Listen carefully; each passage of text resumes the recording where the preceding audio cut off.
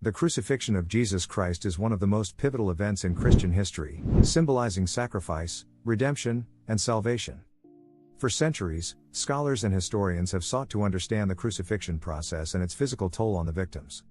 In recent years, a remarkable discovery has shed new light on this topic: the finding of a crucified man's heel bone in Jerusalem. This find offers compelling evidence that corroborates the historical accounts of crucifixion, providing a deeper understanding of this ancient form of execution. The Romans were not the only people to practice crucifixion in antiquity. The history of crucifixion extends as far back as the Assyrians, Phoenicians and Persians of the 1st millennium BC, as well as some Greeks throughout the Hellenized world. Even so, the most detailed accounts are of Roman crucifixion methods. The Gospels of the New Testament provide accounts of the crucifixion of Jesus Christ, offering insights into the process. Jesus was made to carry the crossbeam known as the patibulum of the cross to the place of execution. The Gospels mention Simon of Cyrene being conscripted to help Jesus carry the cross. Then the Gospels describe the act of nailing Jesus to the cross. This typically involved nails being driven through the hands or wrists and the feet. The accounts indicate that Jesus was crucified alongside two criminals. The crucified person was then lifted and attached to the vertical beam, known as the stipes, of the cross. The Gospels mention Jesus being crucified between two thieves. The crucifixion process was extremely painful and agonizing, as the victim's weight pulled down on the nails, making it difficult to breathe. The Gospels also recount the mocking of Jesus by both the Roman soldiers and passers-by. An inscription was often placed above the crucified person, identifying the crime for which he was being executed. In Jesus' case, it read King of the Jews. The Gospels describe Jesus' eventual death on the cross, marked by his cry, "It is finished." To confirm his death, a Roman soldier pierced his side with a spear, releasing blood and water. But outside the Gospel description of a crucifixion, very little archaeological evidence for crucifixions existed. Then in 1968, archaeologists excavated a burial cave in the northern outskirts of Jerusalem near the neighborhood of Givat Hamifter. They found an ossuary, along with several others, that had been placed in a tomb complex consisting of 2 chambers and 12 burial niches. During the Roman period, Jews who could afford this type of burial would lay out the dead bodies of loved ones on stone benches in rock-cut tombs. A year later, after the flesh had desiccated, the bones were collected into an ossuary and left in the tomb with those of other family members. In the ossuary, the remains of a crucified man were discovered. This discovery has since been named the Yehohanan ossuary. The ossuary itself is a limestone burial box, which was commonly used in ancient Jewish burial practices during the 1st century AD. It contains an exceptionally well-preserved heel bone that provides valuable insights into the crucifixion process during the 1st century AD.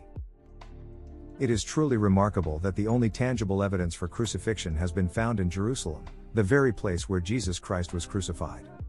This coincidence holds profound significance for believers and scholars alike.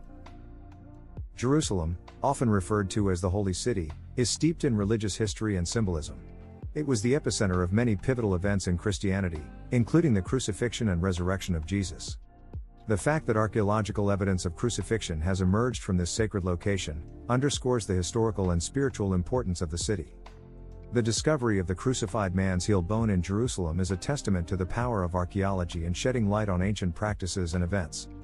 It reinforces the authenticity of gospel accounts that describe the crucifixion of Jesus and the widespread use of this brutal execution method during the Roman era. The heel bone in question belongs to a young man estimated to be in his late 20s or early 30s. Analysis of the bone revealed a unique and chilling detail: an iron nail still embedded within it. This rare discovery has sparked international interest among historians, archaeologists, and theologians alike as it offers a glimpse into the brutal reality of crucifixion. His arm bones revealed scratches where the nails had passed between.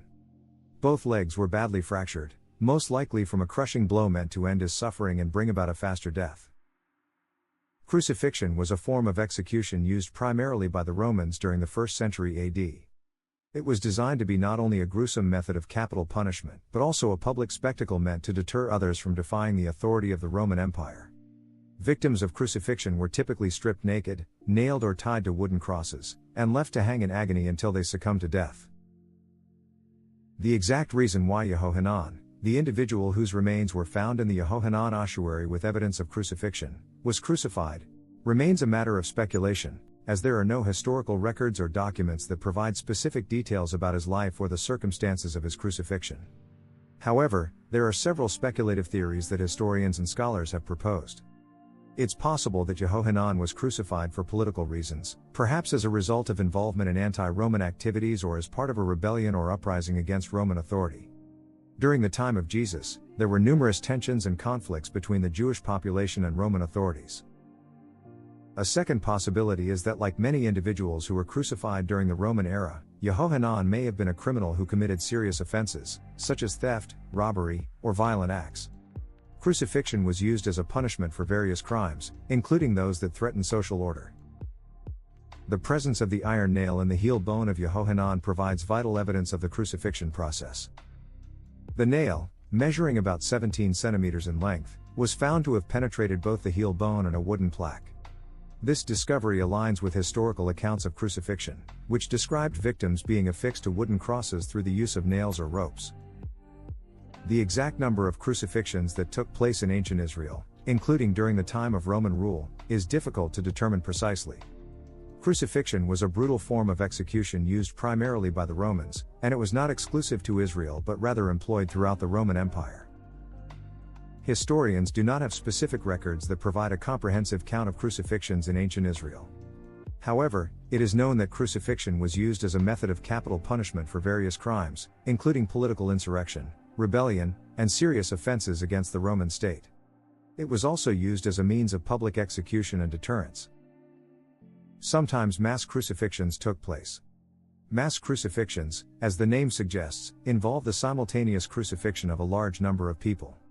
This horrific practice has occurred at various points in history and was typically employed as a means of exerting extreme control, instilling fear, or suppressing rebellion among a population. Several historical examples of mass crucifixion stand out. One of the earliest recorded instances of mass crucifixion occurred during the Roman Republic when Spartacus, a gladiator and former slave, led a major slave revolt. After Spartacus and his followers were defeated in 71 BC, thousands of slaves who participated in the rebellion were crucified along the Via Appia, one of Rome's main roads, as a gruesome warning to others. During the First Jewish-Roman War, the Roman general Titus besieged Jerusalem. When the city fell in 70 AD, it is reported that many Jewish rebels were crucified en masse outside the city walls as a means of punishment and deterrence. And the Roman Emperor Caligula, who reigned 37 to 41 AD, reportedly ordered mass crucifixions of Jews in Alexandria after a dispute between Jews and Greeks.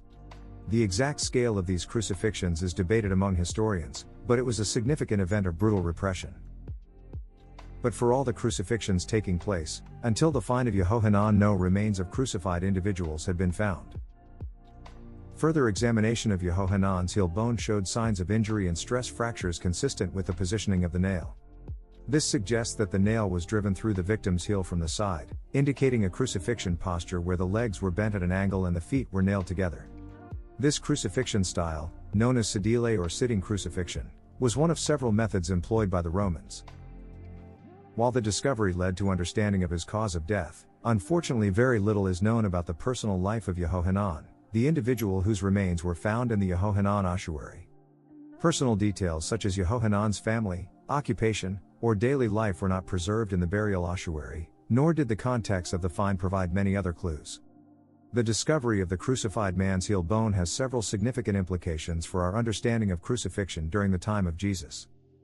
Firstly, it provides tangible evidence that crucifixion involved the use of nails driven through the feet, confirming the historical accuracy of gospel accounts of Jesus' crucifixion. Secondly, it reinforces the brutality of crucifixion as a form of execution, emphasizing the physical agony endured by its victims. This aligns with the biblical narrative of Jesus' suffering and death, shedding light on the profound sacrifice he made. The finding of a crucified man's heel bone in Jerusalem is a remarkable archaeological discovery that offers compelling evidence of the crucifixion process during the 1st century AD. This discovery not only corroborates historical accounts of crucifixion but also provides a deeper understanding of the physical toll and brutality of this ancient form of execution. It serves as a tangible reminder of the sacrifice made by Jesus when he endured crucifixion and sheds new light on the historical context of Jesus' crucifixion, making it a pivotal piece of evidence for scholars and theologians alike.